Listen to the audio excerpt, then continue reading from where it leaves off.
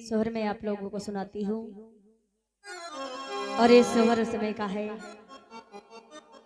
भक्तों, जिसमें एक देवी बड़े भावों से गीत गाती है और कहती है एक देवी के पुत्र का, यानी एक देवी पुत्र मांगने के लिए जाती है भगवान ब्रह्मा जी से।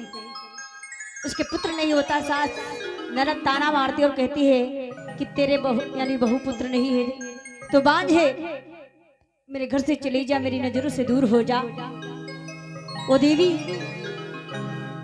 जा करके ब्रह्मा जी के पास जाती है और आंखों में आंसू डाल करके ब्रह्मा से बोलती है कि झुर झुर बाहे और पूरवैया हो पवन, रास डोलई हो पवन, रास डोलई हो।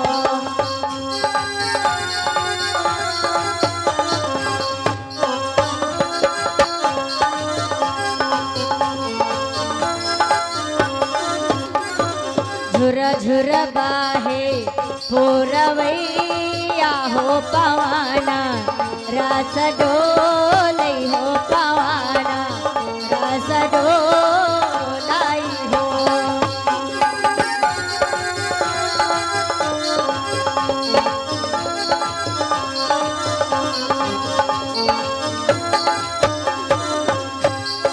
अरे मोरे रामा दुख केरी मारी, वह तो धनिया हो ब्रह्मा जी का, जाई पहुँची हो ब्रह्मा से तब बोलिया हो।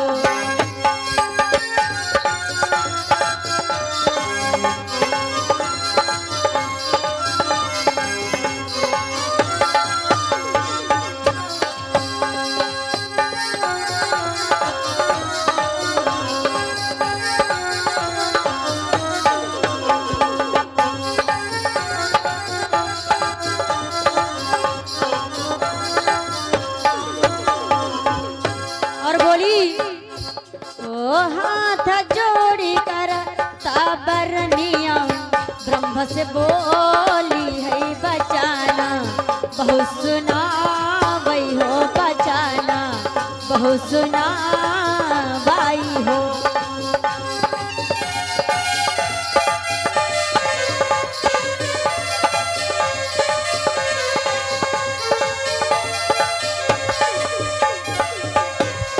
अरे मोरी ब्रह्मा काहे का सुनी, मोरी गोदिया हो सासुरनी, ताना मारई हो बंझनिया का, ताना मारई हो।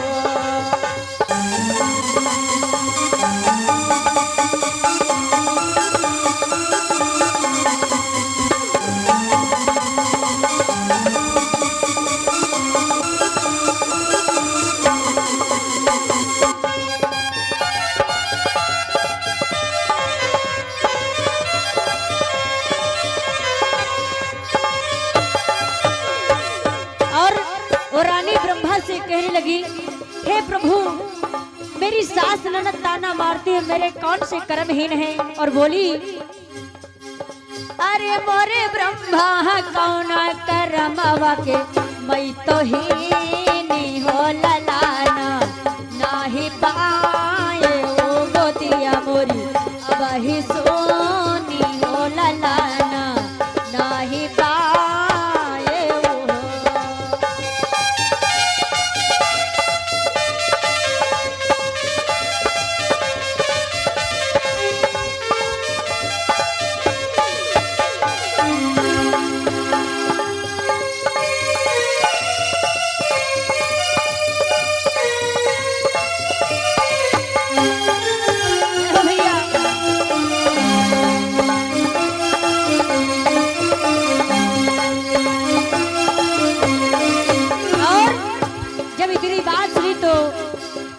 से बोली है रानी,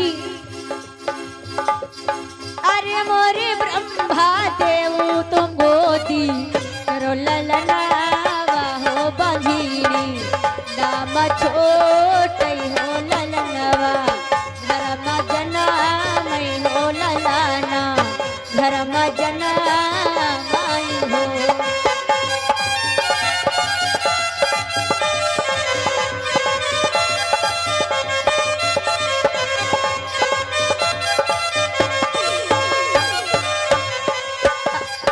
अरे मोरे रामायतने बचाना सुने ब्रह्मा जी तब बोले सुनौ रानी हो बचाना मानव रानी हो।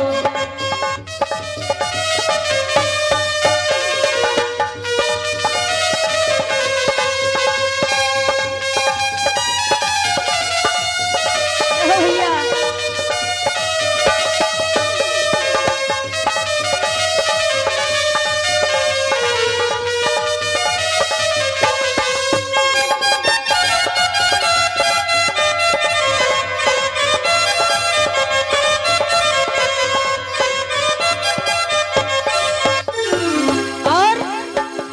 ब्रह्मा जी बेटी जाओ मैं तुम्हें एक पुत्र देता हूँ। और बोले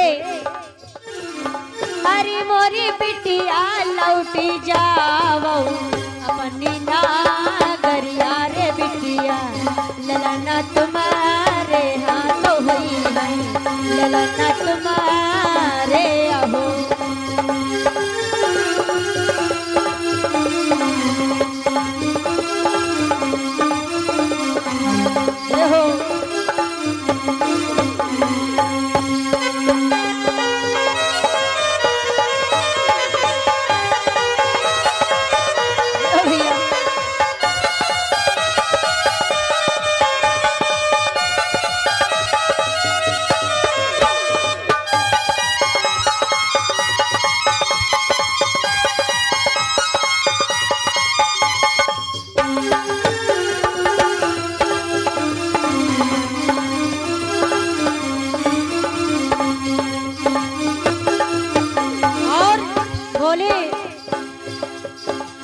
और कहने लगी रानी ठीक है प्रभु मैं अपने घर को वापस लौट जाती हूँ। बोली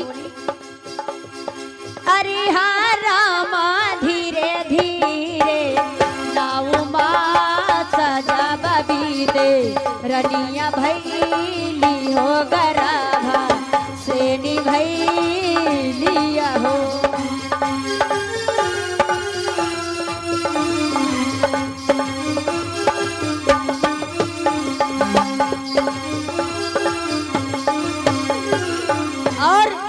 धीरे धीरे 9 मास बीतते रानी गर्भ से होती है।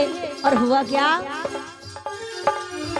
हो अरे हाँ रामा महल जन्म नंदलाला हो बधैया धर्म बाजई हो बधैया धर्म बाजई हो।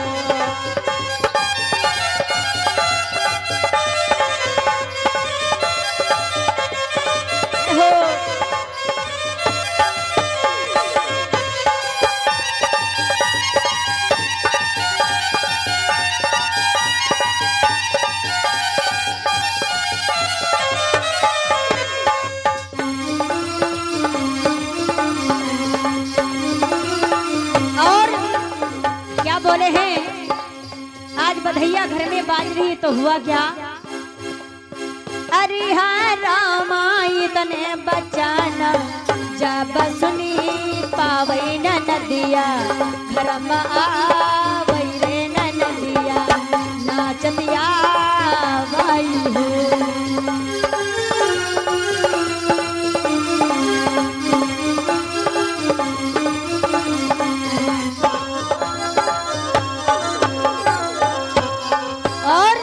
गोदिया मलई कई तब ही भतीजावा ननदिना चई हो तो सूरजा तब मना वही हो जुगो जुग जी भतीजावा मेरो हो।